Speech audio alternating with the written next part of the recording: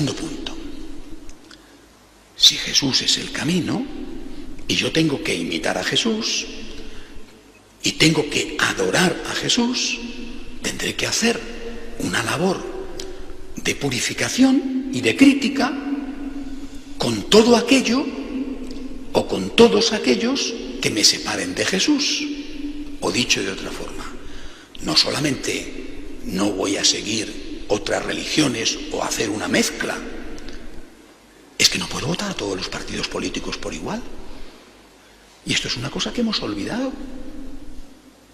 No todos, pero sí la mayoría.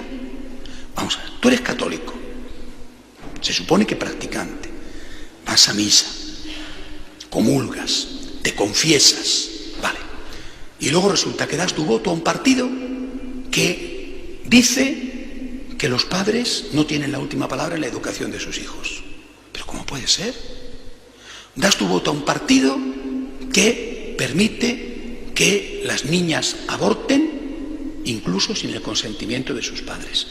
¿Pero cómo puede ser? No puede ser. Ahora, ¿tú qué quieres? Si tú lo que quieres es que te digan siempre lo que quieres oír, eso es una cuestión.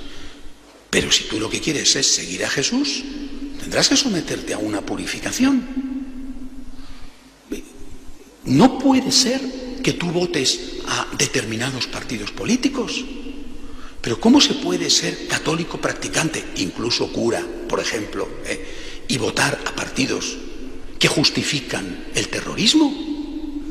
Oiga, que en nuestro país han encontrado armas hasta debajo de los altares, que las guardaban allí los curas. Cierto que esto es de hace unos años, pero esto es una realidad. ¿Pero cómo puede ser? Y eso es una cosa. Y la otra, por ejemplo, con el tema del aborto y de todo lo demás, ahí está. No será culpa nuestra, y me refiero nuestra en el conjunto y en parte, en esa parte más implicada, que determinados partidos políticos hayan hecho lo que han hecho, aprobando leyes inicuas, porque saben que sus votantes católicos primero son votantes suyos y después son católicos. Si los líderes de esos partidos, que todos sabemos quiénes son, bueno, o quiénes eran, eso no lo sabemos porque están las quinielas ahora, ¿verdad? Pero bueno, da igual, más o menos son los mismos perros con distintos collares. Si los líderes de esos partidos, cuando hacen el programa electoral y dicen vamos a ampliar la ley del aborto, vamos a poner la eutanasia y vamos a hacer que, si cuando hacen eso dicen, oye, un momento, ¿cuántos votantes católicos tenemos en este país? Con 85-90% de católicos bautizados. Bueno, con un 30% de católicos practicantes, tampoco es que de ese 30% sean muchos de ellos votantes de ese país, pero siempre los hay. Bueno, oye, es que a lo mejor esto nos supone 1 millón de votos. 1 millón de votos. Es que 1 millón de votos repartido en determinadas provincias quizás nos representen 20 escaños. Es que 20 escaños puede ser ganar o perder las elecciones. Porque si tienes una perspectiva de arrasar con una mayoría absolutísima, entonces a ese señor le da igual. Pero si estás ahí, que si ganas, que si no ganas, oye, un momento que a lo mejor 15, 20 escaños, si los católicos simpatizantes con ese partido, que simpatizan por lo que sea, por tradición familiar, por ejemplo, y porque muchas cosas en política es como en el fútbol. ¿Por qué soy yo del Real Madrid? Pues yo no lo sé.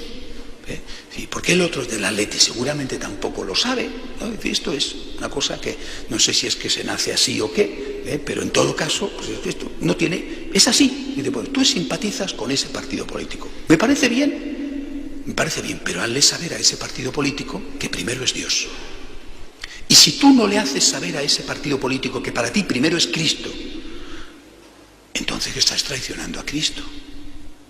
Porque tú estás adorando, es decir, poniendo en primer lugar, y eso significa adorar, estás adorando al líder de ese partido político. Y entonces cuando te lo dicen, te escuece. Y dices, ya está la Iglesia metiéndose en política. Pues no estamos metiéndonos en política. Al contrario, más clarito habría que hablar. Con toda claridad, que no estamos diciendo a quién votar, que estamos diciendo a quién no votar, que es distinto. ¿A quién votar? Muy difícil que la Iglesia lo diga, pero a quién no votar sí. La Iglesia tiene muchas veces el deber de decir a quién no votar. ¿Es que no dijo que no se podía votar a Hitler? ¿Lo dijo? Claro.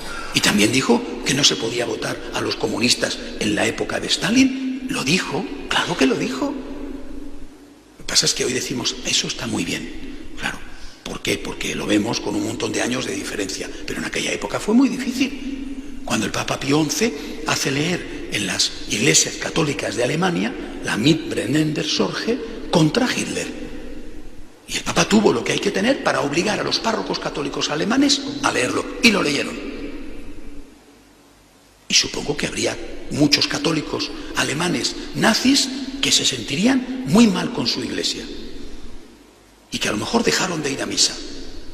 También hay católicos españoles, repito, poquitos, que les gusta y les encanta y prefieren seguir votando socialista, hagan lo que hagan los socialistas. Su responsabilidad es. Pero la Iglesia tiene que ser muy clara. Tú no puedes con tu voto llevar al Parlamento a una fuerza política que está propugnando el aborto, que está atacando la familia y que está quitándole a los padres el derecho a tener la última palabra en la educación de sus hijos. Porque si lo haces, eres responsable de eso.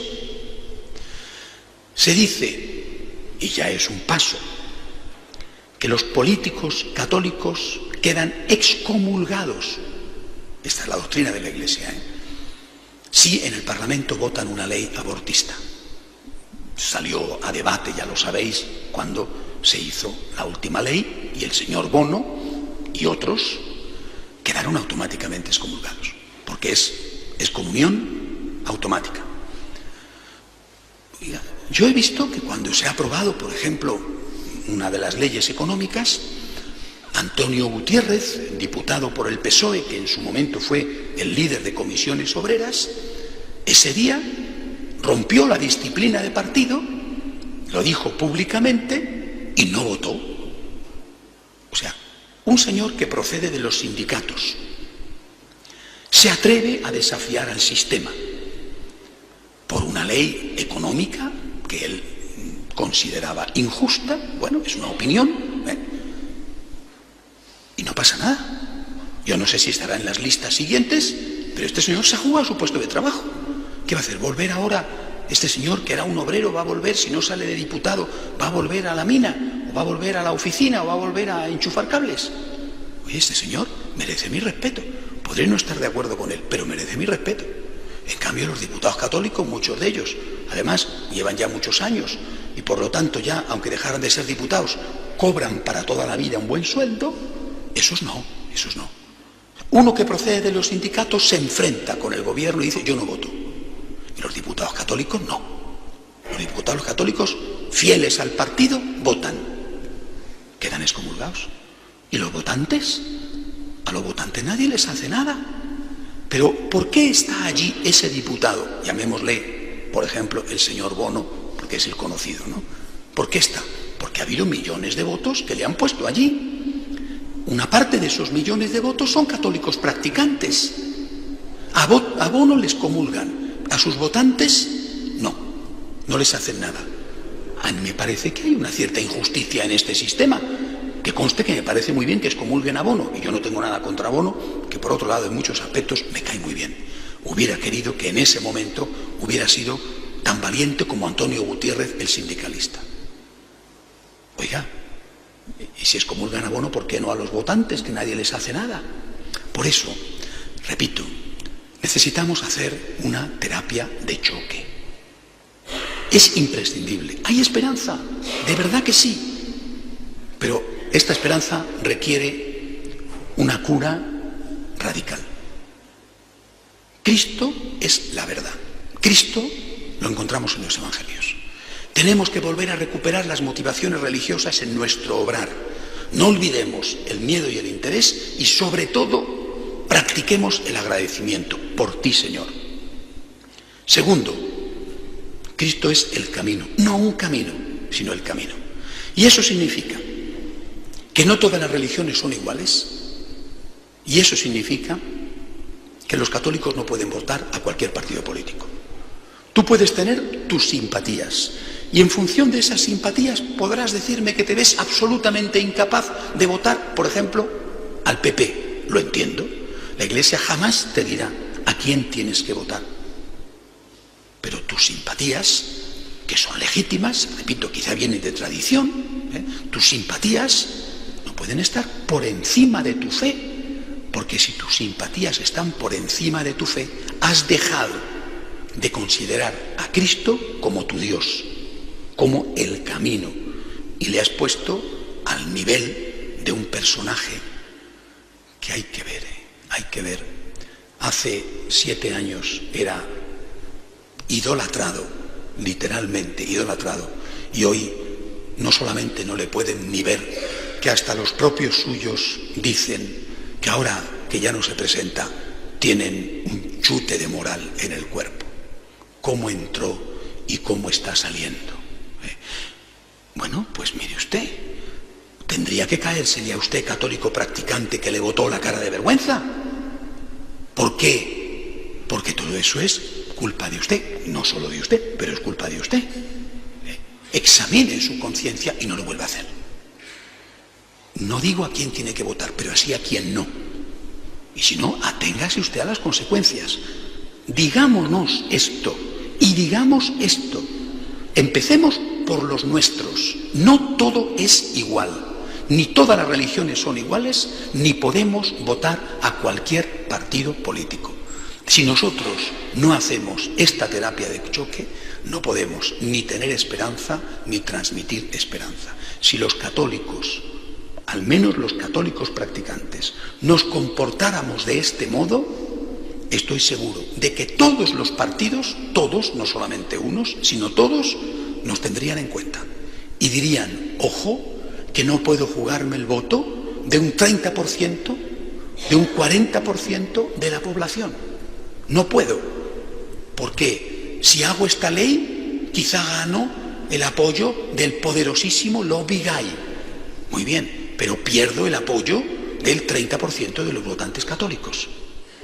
En cambio, como los católicos, muchos, o por lo menos algunos, prefieren seguir adorando al partido político, cegando además los ojos a la realidad, entonces pasa lo que pasa. La terapia existe, la esperanza es posible, pero tenemos que aplicarla. Que Dios nos ayude. De pie, por favor.